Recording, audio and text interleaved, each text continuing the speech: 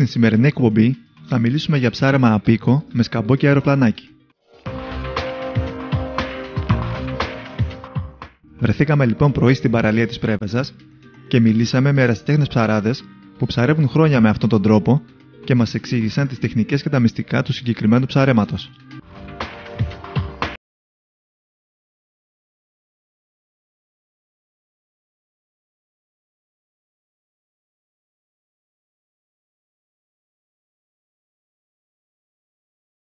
Λοιπόν, πάμε πρώτα να μας πείτε πώς λέγεται το ψάρεμα αυτό που κάνουμε τώρα. Αυτό λέγεται απίκο. Απίκο λέγεται. Απίκο με καλάμι, ας πούμε, ανάλογα με το βάθος χρησιμοποιείς και μήκος καλαμιού. Εκεί το βάθος που ψαρεύουμε τώρα είναι περίπου 9 μέτρα. Άρα το καλάμι μας πρέπει να περνάει τα 10 μέτρα για να μπορείς να πατώνεις.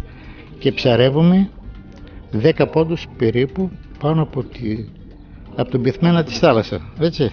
Το πώς μετράμε τώρα τους 10 πόντους. Έτσι. Αυτό θες να το μάθεις? Βεβαίως. Λοιπόν, βγάζουμε το καλάμι.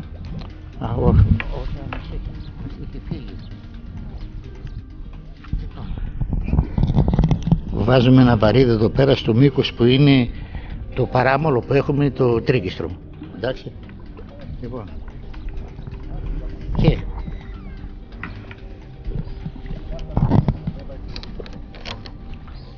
μισό λεπτό. Προσπαθούμε τώρα να πατώσει το βαρύδι που βάλαμε κάτω. Όταν το βαρύδι πατώνει κάτω, το αεροπλανάκι αυτό πρέπει να είναι στην επιφάνεια της θάλασσας. Το βλέπεις? Εκεί εφάπτεται. Λοιπόν, αν δεν είναι εκεί πέρα, το μετακινούμε και το βάζουμε εμείς εκεί. Λοιπόν, τώρα του βάζουμε η καμπύλη που έχει κάνει τώρα το καλάμι με το βάρος, είναι περίπου 10 πόντους.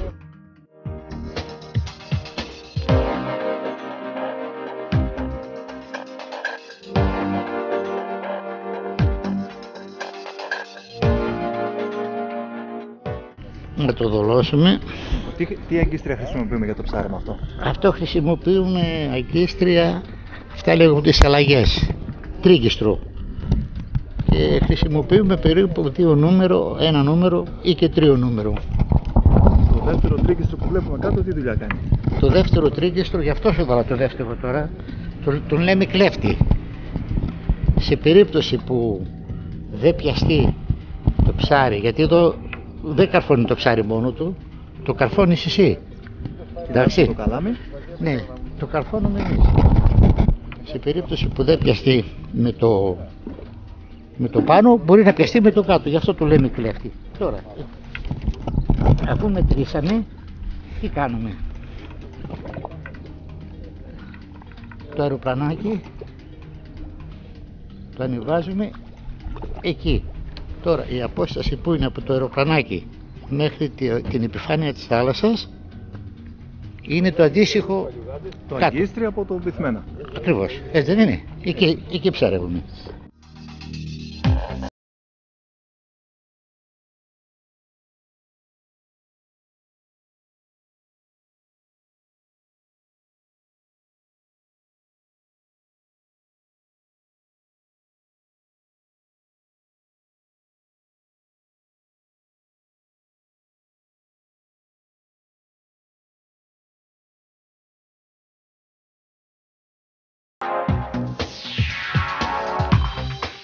Λοιπόν, τώρα, όταν τσιμπήσει ψάρι, βλέπεις το αεροπλανάκι σου κάνει αυτό. Το βλέπεις? Ναι. Άμα πηγαίνει αριστερά-δεξιά, δεν έχει έννοια να τραβήξεις, δεν είναι το ψάρι πάνω. Πάνω κάτω είναι το ψάρι.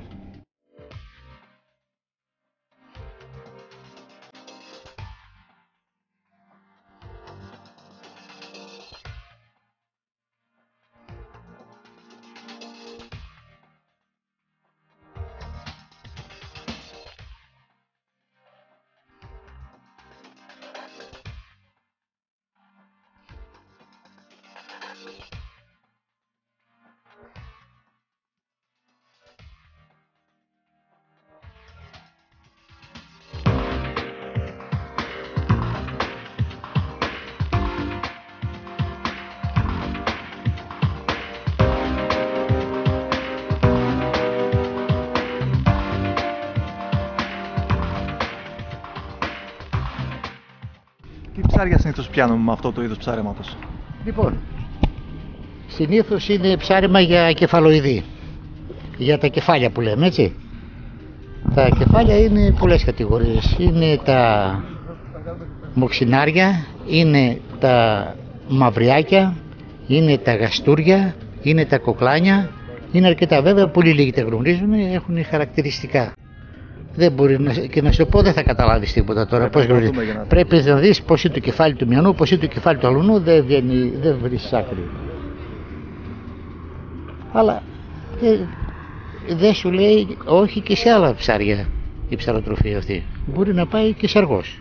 Έχουμε πιάσει και τσιπούρες, έχουμε πιάσει και σεργούς, έχουμε πιάσει και λαβράκια.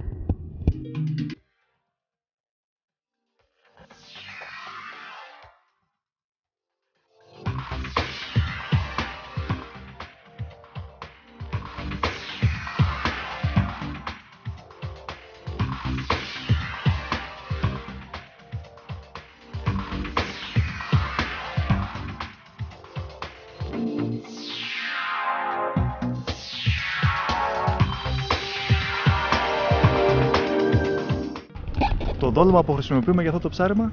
Το δόλωμα που χρησιμοποιούμε για αυτό το ψάρεμα είναι η συνηθισμένη ψαροτροφή που ταΐζουν τα ψάρια που είναι στους κλωβούς μέσα. Τα οποία εμείς το κάνουμε μείγμα, το αραιώνουμε με νερό για να γίνει σαν λάσπη και του βάζουμε και καμία σαρδελίτσα ή λίγο λάδι μέσα για να έχει περισσότερο γυαλάδια, όχι μυρωδιά, ήδη υπάρχει στην ψαροτροφή. Υπάρχει στην ψαροτροφή. Είναι μόνο για να βγάζει μια λαδιά, να τα προσελκύει τα ψάρια ή και να ζυμώνεται καλύτερα είναι το λάδι, ας πούμε. Δεν βοηθάει σε τίποτα άλλο. Μένει και πάνω στο αγκίστρι, στη σαλαγιά καλύτερα.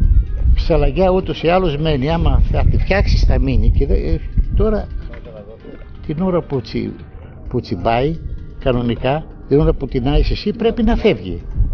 Πρέπει να φεύγει για να καρφώνει, να ελευθερώνεται η σαλαγιά και για να καρφώνει το ψάρι, ναι. Τώρα είναι αέρας, αυτό που κάνει τώρα είναι αέρας, δεν είναι ψάρι που το κουνάει έτσι, το βλέπεις? Ναι. Δεν είναι. Όχι, είναι από τον αέρα. Αυτό είναι το ψάρεμα ουσιαστικά με το καλάμι. Το βασικότερο είναι το μέτρημα εκεί πέρα, πώς θα μετρήσεις. Ήδη έγινε η δοκιμή στο μέτρημα. Είναι αλάνθαστη. Όσο το σηκώνεις επάνω, τόσο ψαρεύεις κάτω.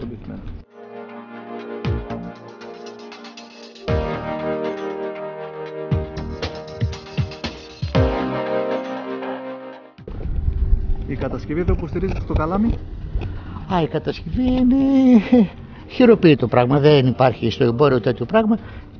Τη φτιάνεις αυτή την κατασκευή για να μπορείς να απλώνεις το καλάμι σου κάτω. Δεν μπορεί να το κρατάς στο χέρι το καλάμι. Αυτό είναι όρις ψάρματος. Άλλη κατασκευή είναι ίδια. Έχει τα αυτά του εκεί. Εντάξει. Αυτή είναι η κατασκευή. Ωραία. Και από εδώ πέρα είναι που κατεβαίνει. Ρυθμίζουμε το... Ναι.